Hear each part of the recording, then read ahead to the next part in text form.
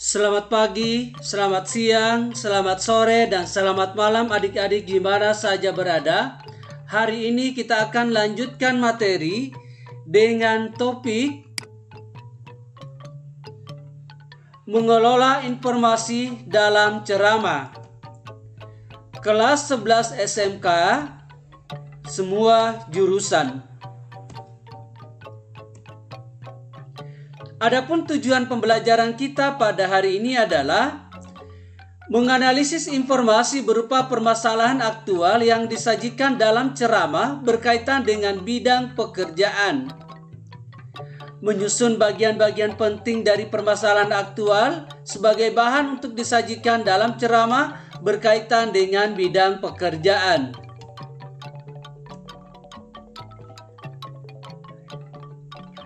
Bagaimana kita tahu bersama bahwa informasi adalah pesan atau ucapan atau ekspresi atau kumpulan pesan yang terdiri dari simbol atau makna yang dapat ditafsirkan dari pesan atau kumpulan pesan. Informasi dapat direkam atau ditransmisikan.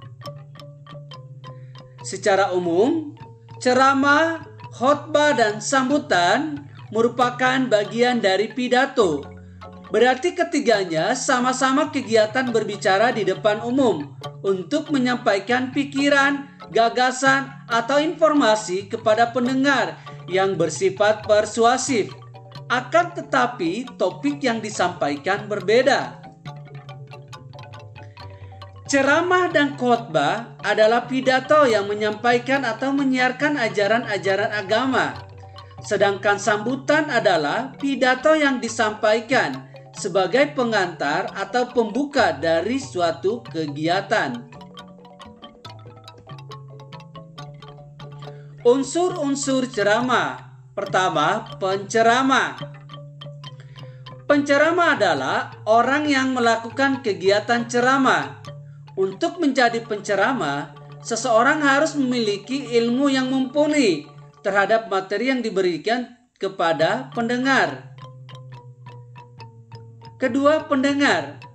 Pendengar merupakan penerima nasihat-nasihat dari penceramah. Dalam hal ini, pendengar bisa siapa saja, tidak terbatas status sosial, umur, jenis kelamin, latar belakang, dan lain-lain. Yang ketiga, materi.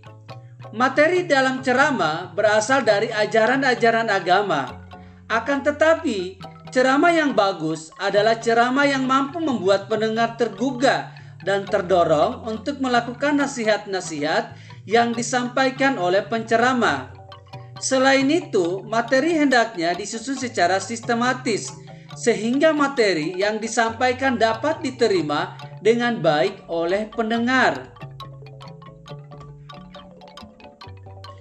Keempat, metode ceramah.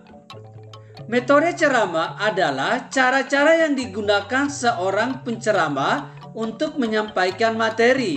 Metode ceramah terbagi menjadi: pertama, impromptu, yakni metode ceramah tanpa persiapan. Biasanya penceramah yang melakukan metode ini sudah memiliki jam terbang berceramah yang cukup tinggi.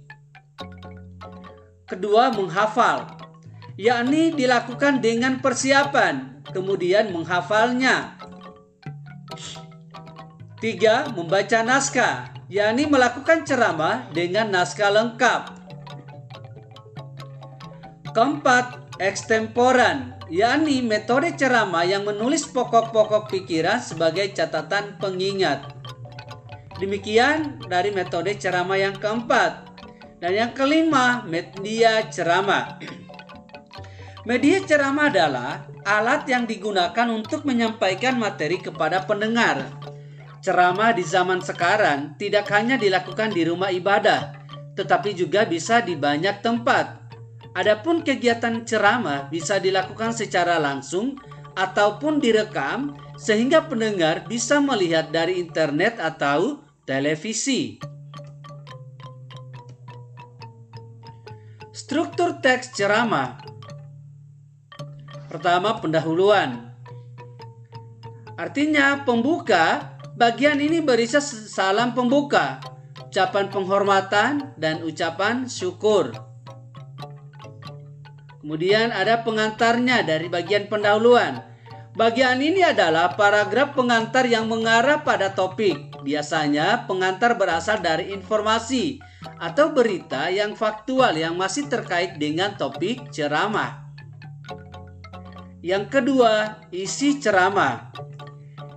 Inti berisi paparan dari penceramah, pandangan umum, ilustrasi dari materi yang disampaikan. Gagasan berisi ide besar yang ingin disampaikan kepada pendengar. Ceramah yang baik berisi satu gagasan besar yang kemudian dikembangkan dalam subtopik. Dan yang ketiga, penutup dari struktur teks ceramah, yaitu simpulan, ucapan permintaan maaf, dan salam penutup. Nah, adik-adik, demikian materi ini disampaikan. Semoga selalu bermanfaat untuk adik-adik semua. Sekian dan terima kasih. Sebagai akhir dari kegiatan ini, adik-adik akan diberikan tugas, yakni temukan pengertian ceramah dari 10 ahli, kemudian tarik kesimpulan menurut pemahaman adik-adik.